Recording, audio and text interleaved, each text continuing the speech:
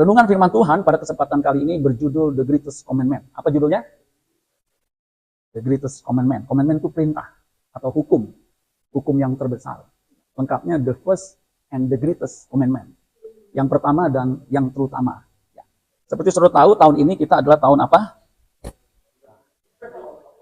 The year of revival of love. Tahun ini tahun kuda. Ya benar sih saudara. Maksud saya gereja kita tahun ini bukan bicara tahun kuda, tapi tahun the year of revival of love. Ya. The year, tahun of revival of love. Tahun di mana kebangkitan kasih. Ya, saya akan bahas tentang perintah yang utama, yaitu mengasihi Allah dan mengasihi sesama. Di dalam Matius 22 ayat 34 sampai 40, sebelum kita baca ini, perintah utama ini ditulis di dalam 3 Injil, Matius, Markus, Lukas. Jadi 3 Injil sinoptik ini menjelaskan tentang first and greatest commandment. Hukum yang pertama dan terutama. Nah, yang menarik, perhatikan saudara ya, kalau bisa fokus sebentar aja. Yang menarik, sebelum Yesus mendeklarasikan hukum yang utama dan terutama, ini dipicu oleh pertanyaan ahli Taurat yang menanyakan bagaimana bisa hidup kekal. Nah, ketika pertanyaan itu dilontarkan, mungkin bisa Markus dibuka ya, Markus 12. Ketika pertanyaan itu dilontarkan, kalau sudah baca konteksnya, supaya sudah paham ya, kenapa hukum yang pertama utama ini Yesus katakan di dalam konteks tema Israel. Coba bisa bantu ya. Markus 12 sebelum masuk ke sini, mulai ayat yang ke-25 ya, ke-25. Markus 2 ayat 20 terus ke atas ya. Ayat 29 coba, 29 ya. Nah, 28. Nah, ya, suruh lihat di sini ya. Di Markus 28 ini itu bicara soal hukum yang terutama atau perintah yang terutama, the greatest commandment. Lalu seorang ahli Taurat, ini ahli, master, yang mendengar Yesus dan orang-orang Saduki bersoal jawab dan tahu bahwa Yesus memberi jawab yang tepat kepada orang-orang itu, datang kepadanya dan bertanya, hukum manakah yang paling utama? Jadi, the first and the greatest commandment, hukum yang utama dan terutama itu yang mana? Nah, jawaban Yesus ini menarik. Jawab Yesus, hukum yang terutama ialah, perhatikan, hukum yang terutama, artinya yang paling utama, nomor 1, yang paling besar.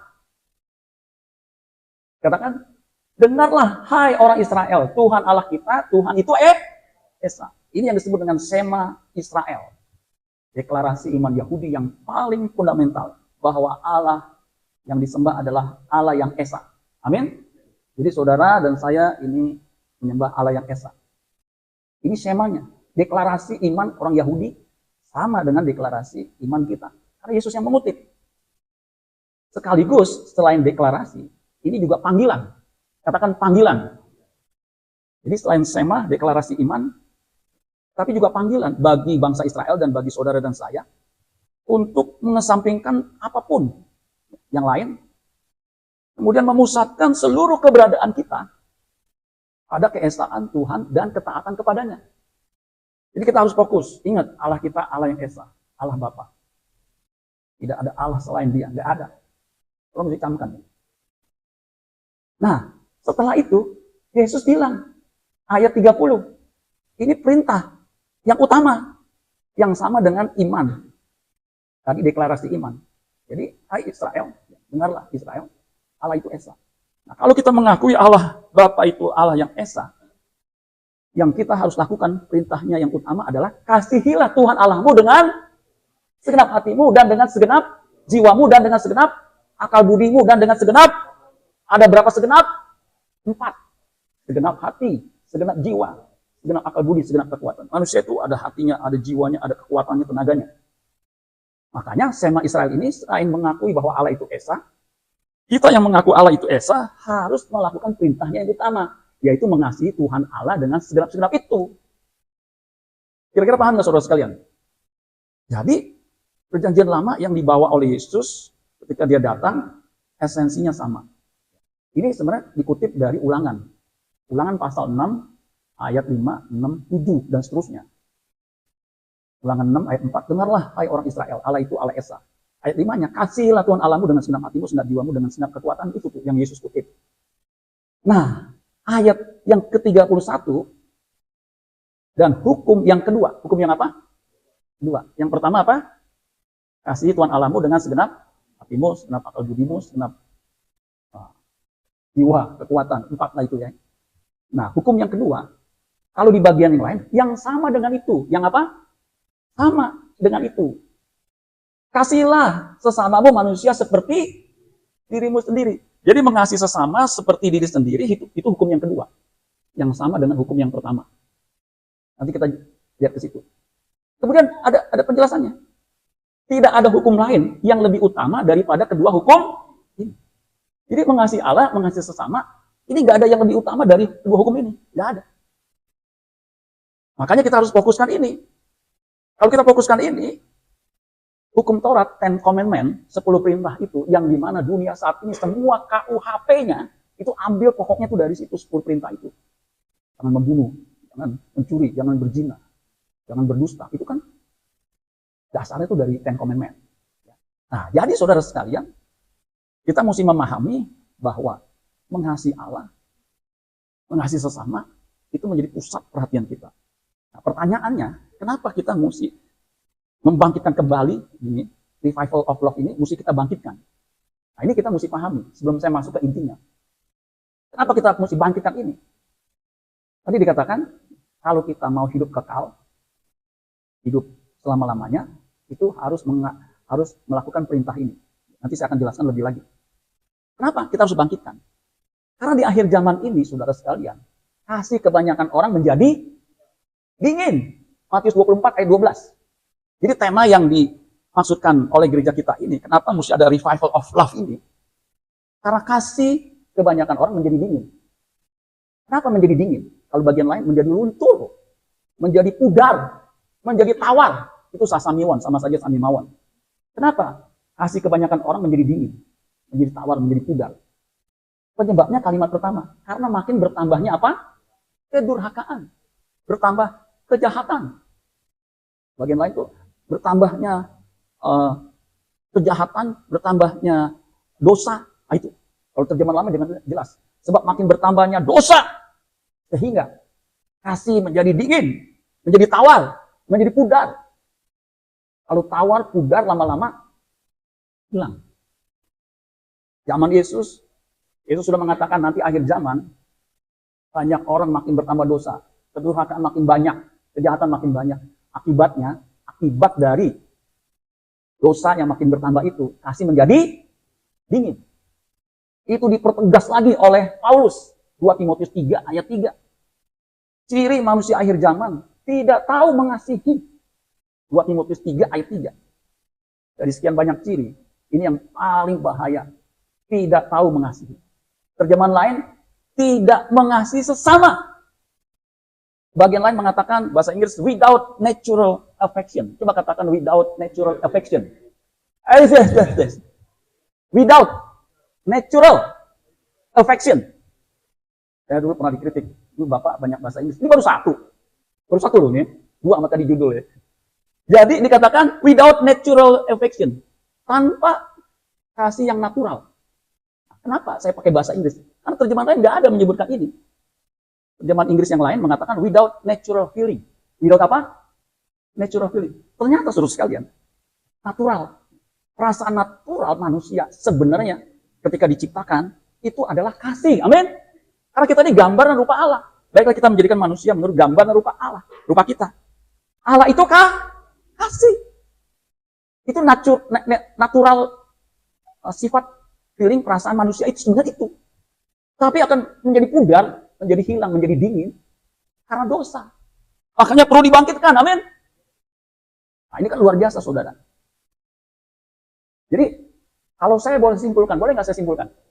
Karena saya waktu cuma 30 menit, saya udah ngomong Pak Edi bagus banget ngasih saya lebih banyak waktu. Ya hantem, puji-pujian, jebret, kasih ke saya. Tepuk tangan buat Tuhan Yesus, saudara ya. Jika Anda tidak punya kasih, Anda tidak bisa hidup di sorga. Saya ulangi lagi bagi yang mudek. Yang budak pasti nggak tersinggung. Sebab apa? Sudah disembuhkan Tuhan. Jika Anda tidak punya kasih, Anda tidak bisa hidup di surga. Tepuk tangan buatan Yesus. Jadi betapa pentingnya memiliki kasih. Udah mulai paham ya? Waktu saya renungkan tema ini, aduh. Jangan sampai ya. Jangan sampai kita bisa ngomong tentang kasih. Tapi di rumah tangga kita, istri tidak merasakan kasih. Istri merasakan apa? Gamparan tangan suaminya. Di sini saya beritahu suami-suami yang gampar istri bertobat, amin. Kalau perlu dibaptis ulang pakai. Saudara, saya beritahu, saya sampai saat ini nggak pernah pukul istri saya. Nanti diam-diam suruh tanya, pernah nggak Pak Cecep gampar Ibu Ive? Jangan gampar deh, cubit, pernah nggak? Tanya, kalau dia bilang pernah, saya kasih beban saudara ya. Saya nggak pernah, sebab apa? Saya tahu. Kebenaran firman Tuhan, jangan sampai sakiti istrimu. Itu waris, sama-sama ahli waris saudara sekalian. Nanti doamu terhalang. Nggak bisa tuh doanya, tokcer nggak bisa. Hati-hati, jangan sakiti hatimu, hati istrimu maksudnya. Saudara akan, jangan saudara. Semarah apapun saudara, jangan pukul dia. Amin. Lukanya, lebamnya sebulan hilang. Tapi sakitnya nggak bisa hilang. Sakitnya di mana? Ini paling dalam. Saya mungkin kalau pukul itu saya nggak bisa khotbah. Ketika saya khotbah, saudara-saudara sekalian, sayangi istrimu. Istri saya di belakang, nggak bisa saudara. Saya melihat contoh papi saya. Ini ada koko saya. Papi saya nggak pernah mukul mami saya. Nggak pernah. Sekalipun saya nggak pernah lihat mami saya itu dipukul sama papi saya. Papi saya nggak pernah mukul. Itu luar biasa. Dia belum Kristen. Tapi dia tahu kebenaran ini. Selidik punya selidik. Ternyata rahasianya. Mami saya lebih galak dari papi saya. Sebelum dipukul apa lu? Saudara ya. Jadi kalau istri saudara galak, hingga saudara takut pukul, baguslah saudara. Saudara menjadi ya suami yang takut istri. DKI. Di bawah setiap istri. Luar biasa ya. Nah, saudara sekalian, jadi ini penting sekali saudara sekalian. Nah, kita kembali saudara sekalian. Ini udah saya masukin ke inti sebab waktu saudara. Matius 22 ayat 34 sampai 40. Ketika orang-orang Farisi mendengar bahwa Yesus telah membuat orang-orang Saduki itu bungkam, berkumpullah mereka. Ini sama nih. Makanya baiknya saudara baca juga di 3 Injil itu, Injil Sinoptik. Sinoptik itu artinya ringkasannya mirip. Beda sama Yohanes. Dan seorang dari mereka itu orang Farisi. Seorang ahli Taurat. Ahli Taurat itu ada 2, golongan Farisi yang percayakan kebangkitan dan orang Saduki. Seorang ahli Taurat bertanya untuk mencobai Yesus. Ini pertanyaan jebakan. Cobain. Guru, hukum manakah yang terutama dalam hukum Taurat? Kalau terjemahan bahasa Indonesia 2, TB 2, itu bukan guru hukum manakah yang terutama dalam hukum Taurat. Tapi guru, perintah manakah yang terutama dalam perintah Taurat? Dalam hukum Taurat. Karena hukum di situ memakai kata Yunaninya entole. Entole ini bisa diterjemahkan peraturan, ordinance, bisa juga command perintah, bisa juga law. Makanya sama aja. Hukum manakah, perintah manakah yang terutama dalam Ten Commandment? 10 perintah atau 10 hukum. Jadi suruh perhatikan. Kan kita tahu tuh hukum Taurat. Hukum Taurat, jangan ada padamu Allah lain kan, dan sebagainya. Jangan membuat patung, kudusan hari Sabat, kemudian hormati ayah ibumu, jangan membunuh, jangan berzina, jangan mencuri, jangan menginginkan milik sesamamu. Nah itu kan. Nah mana yang utama? Jawab Yesus kepadanya. Nah ini jawabannya. Kasihilah Tuhan Allahmu dengan segenap hatimu, dan dengan segenap jiwamu, dan dengan segenap akal budimu. Ini 3. Dengan segenap kekuatan gak dimasukkan. Tapi sebenarnya sama, seantero hidup kita, ya hati kita, jiwa kita, akal budi kita. Ayat 38, itulah hukum yang terutama dan yang pertama. Itu jelas. Makanya, Sema Israel itu, deklarasi iman dari Israel itu, deklarasi iman kita juga. Kalau kita menyembah Allah Bapa, yang mengutus putranya Yesus Kristus Tuhan kita, yang menyelamatkan kita dari dosa, kita harus mengasihi dia. Dan hukum yang kedua, yang sama dengan itu, sama, derajatnya sama. Sama, saudara tahu sama. Ialah, kasihlah sesamamu manusia seperti dirimu sendiri. Pada kedua hukum inilah, ini kasih Allah, mengasihi sesama. Kedua hukum yang sama, sederajat ini, yang gak bisa diabaikan yang satu, aku mengasihi Allah, tapi benci, iri sama sesamanya. Ini gak bisa. Nggak bisa. Begitu nggak bisa. Makanya hati-hati. Hamba Tuhan bilang mengasihi Allah, melayani Allah sehebat-hebatnya, tetapi dia benci, dia dengki sama sesamanya. Itu nggak bisa. Mungkin dia nggak menyatakan, gue benci sama lu. Tapi dengan sifat-sifatnya, dengan karakternya, dengan kebijaksanaannya, menunjukkan kebencian, iri. Ini bahaya, saudara. Kasihan. Melayani puluhan tahun, mengadakan mukjizat, bernubuat, khotbah, mengusir setan. Tapi ketika ketemu Tuhan Yesus, "Nyah kamu, pembuat kejahatan!" Mateng nggak, saudara? Mateng. Masalah, saya baru baca, nonton separuh tuh. Yang menyebabkan orang masuk neraka itu salah satunya di ayat ini. Yang tidak melayani atau hamba Tuhan palsu. Saya ngirim tuh, 17 menit saya belum sempat coba apa, buru-buru ke sini. Bahaya nih, saudara. Makanya jangan main-main, saudara sekalian. Makanya jangan ada iri hati, kebencian dalam diri kita, amin. Sama rekan, sama sesama, sama bawahan, sama jemaat, itu nggak boleh. Bahaya. Nyah kamu pembuat kejahatan. Itu melanggar hukum. Hukumnya kan kalau mengasihi Allah, mengasihi sesama. Lu benci. Itu seperti Kain. Kain itu natural affection-nya itu 0. Makanya Kain itu membunuh siapa? Habel. Habel itu notabene adiknya, adik kandungnya. Karena iri, karena benci, karena cemburu. Maka hati-hati dengan iri hati, dengan benci. Bahaya. Yang bisa mengubah rindu jadi benci adalah gagal dalam cinta, saudara. Benci jadi rindu, jadi benci. Semua karena cinta. Itu saudara, hati-hati, saudara. Karena ini menentukan hidup kita di masa yang akan datang. Nah, saudara ya. Nah, sekarang saudara sekalian, implikasi itu keterikatan, akibat, dampak, konsekuensi logisnya. Kalau kita mengasihi Allah, ini perintah yang utama dan terutama. Konsekuensi logisnya, automatically ada hubungannya. Sebab akibatnya nggak bisa dihindari. Yang dinyatakan secara eksplisit. Kalau kita mengasihi Tuhan, kita juga harus mengasihi sesama. Ini dasarnya. Ini yang menggerakkan pelayanan kita. Yang menggerakkan semua aktivitas kita. Makanya kalau pelayanan tanpa kasih, nggak akan tahan. Udah keluarin duit. Udah begitu, nggak ada penghargaan. Kalau suruh kerja, bagus, baik. Itu akan dipertahankan. Itu akan dicari orang. Kemarin saya kan menyelawat teman waktu di Siti meninggal. Usia 90 tahun, 91 mamanya yang meninggal. Ketemu tuh. Dia langsung minta nomor telepon saya. Nanti gua kontak lu ya. Besok. Dia bilang siap. Saya pikir mau ngomong apa gitu, saudara ya, tentang pelayanan. Kita telepon. Lu siapin CV lu. Kita butuh seorang akuntan senior, accounting. Lu kan gue dengar dulu Vincom. Bisa nggak lu kerja? Ini perusahaan teman gue nih. Waduh, yang gak usah full begitu. Saya bilang, wah, saya mikir, masa kerja lagi ya? Kalau mau kerja mah dulu aja tuh nyari duitnya. Dan nengok istri saya di sebelah. Karena speaker kan. Bayangan saya kan pasti dapat bulanan, betul kan? Gimana nih? Ya langsung begini, saya itu udah 22 tahun tidak pegang finansial lagi, accounting. Tapi ilmunya tahu kan, sama kan debit kredit accounting kan. Ya tahu itu mah ya, kalau aset bertambah di debit, aset berkurang di kredit, utang bertambah di kredit, utang berkurang di debit, itu mah kan dasar. Ini aja lah buat binain anak-anak muda, itu kan banyak yang Gen Z sama yang milenial, kita kan senior. Saya bilang sudah 60 nih, tahun ini 61, sama gue 65, gue masih kerja. Saya bilang begini, sorry, maaf, saya kayaknya nggak bisa. Ya. Kalau dulu 5 tahun setelah saya full aja saya ditawarin, saya tolak, masa udah 22 tahun ditawarin, saya masuk. Itu kan nggak masuk akal, betul nggak? Jadi maksud saya ceritakan ini, saudara, kalau kita hidup benar, akan dicari orang, amin. Orang akan ingat, nah dia nih, ini orang bisa dipercaya. Makanya butuh, saudara sekalian, hati yang mengasihi, amin.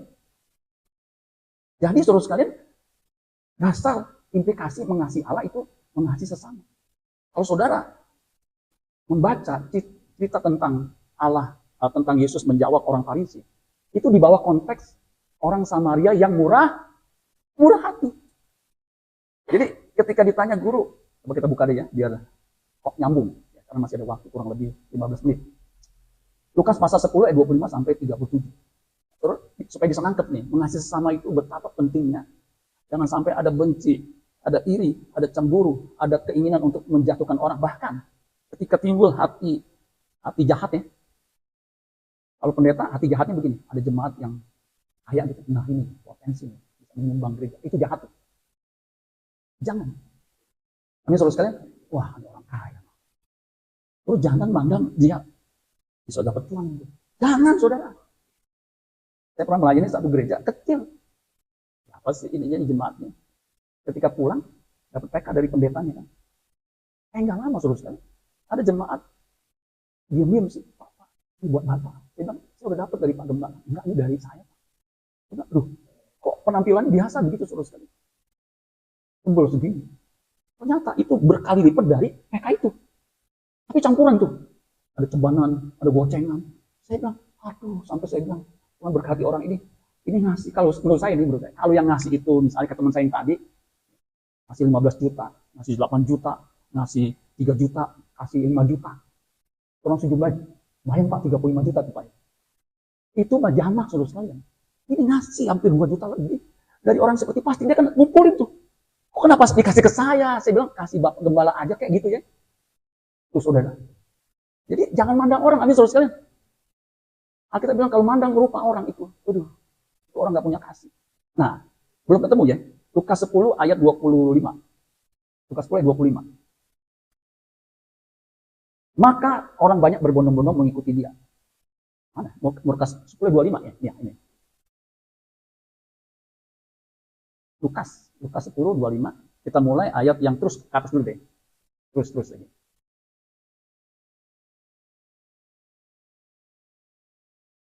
Itu 25, terus, nah.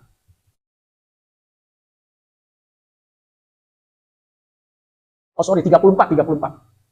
Nah. Ini kok salah ya? Saya salah nih, jangan-jangan ya. Lukas 10, 30, coba 30. Lukas 10. Lukas 10, ya. Jadi konteks Yesus menjelaskan hukum yang terutama itu, di dalam Lukas 10 ayat 25 sampai 29, itu perumpamaan tentang orang Samaria yang murah hati. Ada nggak di situ? Ini. Jadi konteksnya ke atas dikit. Lagi. Lagi, ke atas dikit supaya saya bisa iniin. Nah ini dia. Tadi kenapa bisa beda ya? Aneh ya. Lukas 10 ayat 25. Pada suatu kali berdirilah seorang ahli Taurat untuk mencoba Yesus. Sama nih. Katanya, guru, apa yang harus kuperbuat untuk memperoleh hidup yang kekal? Jadi untuk memperoleh hidup yang kekal, isu tentang hidup yang kekal itu isu yang hangat pada zaman Yesus. Jadi orang bisa hidup yang kekal itu sering dipertanyakan. Jawab Yesus kepadanya, apa yang tertulis dalam hukum Taurat? Apa yang kau baca di sana? Jawab orang itu, kasihlah Tuhan Allahmu dengan segenap hatimu, dan dengan segenap jiwamu, dan dengan segenap kekuatanmu, dan dengan segenap akal budimu. Dan kasihlah sesama manusia seperti dirimu sendiri. Shema Israel. Dengarlah Israel, ya. Allah itu Esa, kasihlah Tuhan Allahmu. Ini. Jadi untuk hidup yang kekal, Yesus bilang merujuk kepada hukum yang terutama. Ya ini. Kata Yesus kepadanya, jawabmu itu benar. Perbuatlah demikian, maka engkau akan hidup. Kalau bagaimana? Engkau akan hidup kekal. Jadi, hidup kekal itu ukurannya apakah kita mengasihi Allah yang diwujudkan dengan mengasihi sesama. Kalau kita tidak mengasihi sesama, yang tadi saya katakan, jika kita tidak mengasihi, kita tidak akan bisa hidup di surga. Nah, ini diceritakan, Yesus menceritakan perumpamaan. Ada seorang yang turun dari Yerusalem ke Yeriko. Yeriko itu turun. Jadi Yerusalem lebih tinggi. Kemudian dirampok. Ini orang Yahudi. Dirampok habis-habisan, dipukul. Kemudian dia tergeletak. Setengah mati. Alkitab mengatakan setengah mati. Lewat imam. Imam ini notabene melayani di bait Allah. Imam ini rumahnya tinggalnya di Yeriko. Dia udah melayani. Jadi udah mau najis, mau apa, tinggal nanti di rumah dibersihin. Tapi ketika lihat orang dirampok, dia lewat dari seberang jalan kemudian kabur. Padahal dia bisa menolong, kalau dia najis, ini mayat, dia meninggal, dia tinggal membersihkan diri. Kemudian lewat lagi Lewi. Lewi ini asistennya imam biasanya. Dia lihat, ya, bahaya nih. Lewat. Karena memang itu jalan yang namanya bloody way, jalan yang berbahaya. Yang jalan itu pancingan, nanti saya dibunuh. Kita mengatakan, lewat orang Samaria yang murah hati. Dia nggak pakai bak-bu. Dia langsung bantu, dia tolong. Luar biasa nggak saudara? Bahkan dia bawa ke penginapan, dia kasih duit. Kalau ada yang lebih atau kurang, nanti saya tambahin kembalinya saya dari perjalanan saya. Yesus bertanya, coba lihat. Naik 30.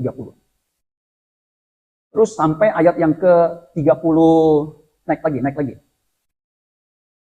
Nah, orang Samaria itu kan datang kemudian bantu kan.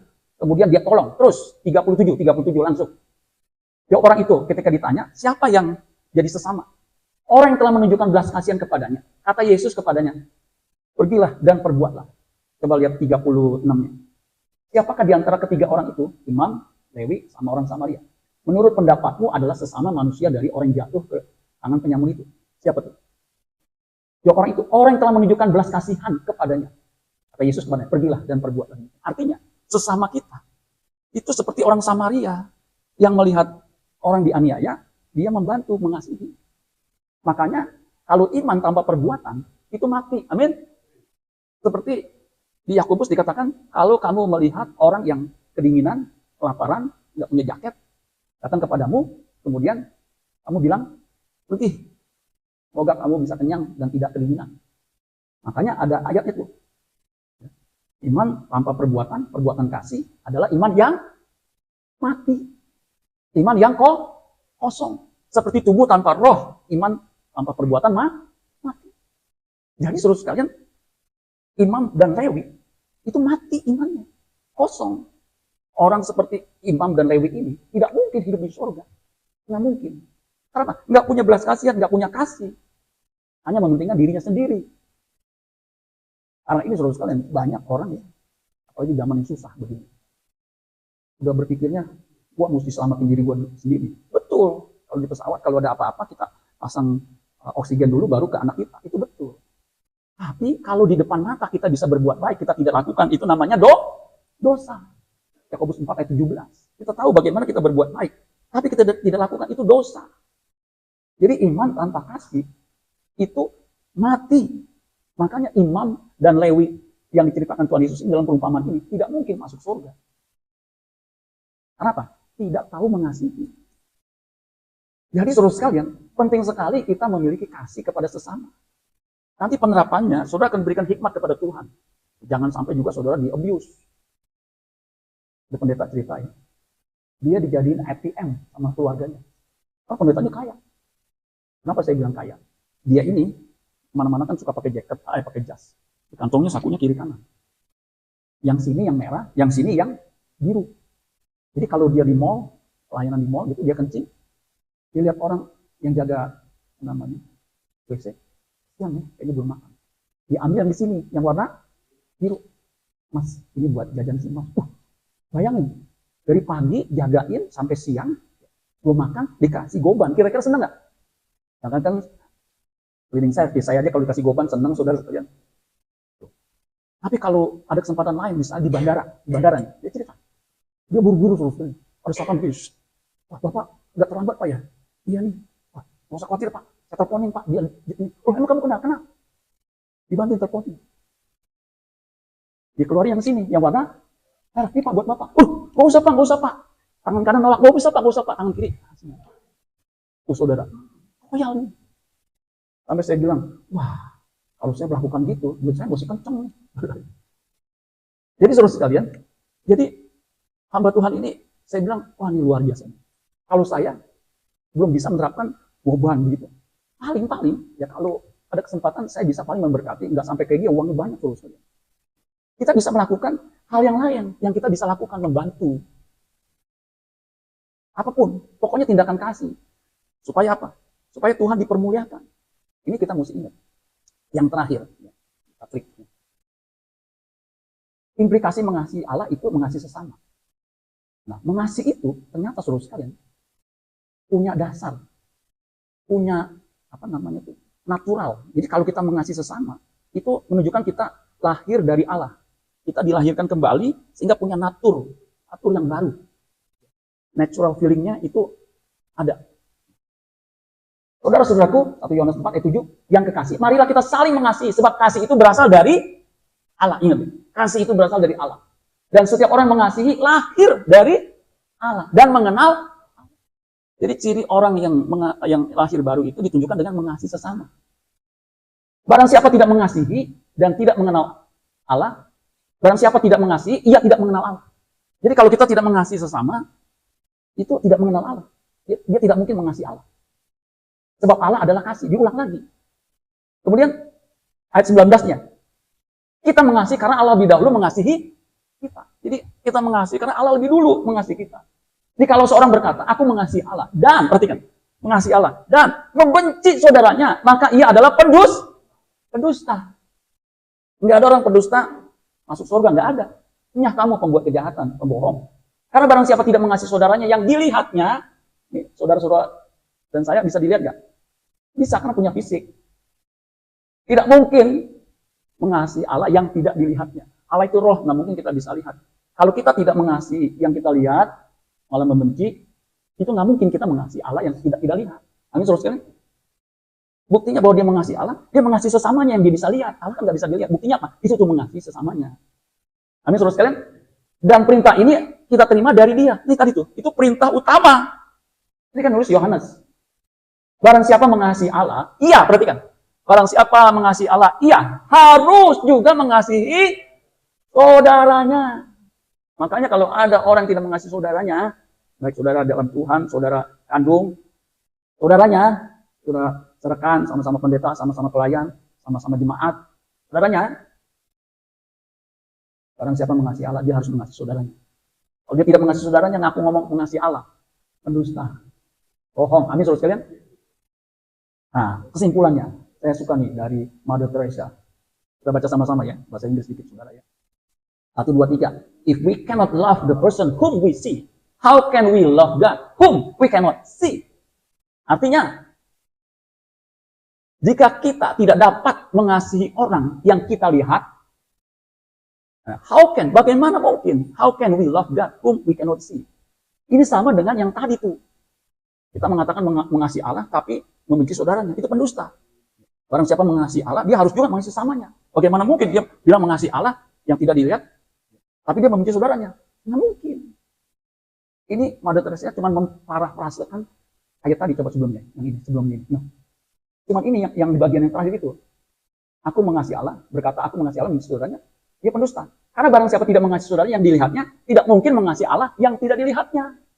Yang dilihatnya aja dia tidak kasihi, Allah yang tidak dia lihat, nggak mungkin. Paham nggak, saudara? Masalah udah habis nih waktu saya, saudara mesti paham nih. Kalau saudara mengasihi sesama, wujud dari iman saudara, maka saudara akan hidup di surga. Karena tidak mungkin klik, klik, klik, klik. Jika Anda tidak punya kasih, maka Anda tidak bisa hidup di surga. Amin buat firman Tuhan. Tepuk tangan buat Yesus.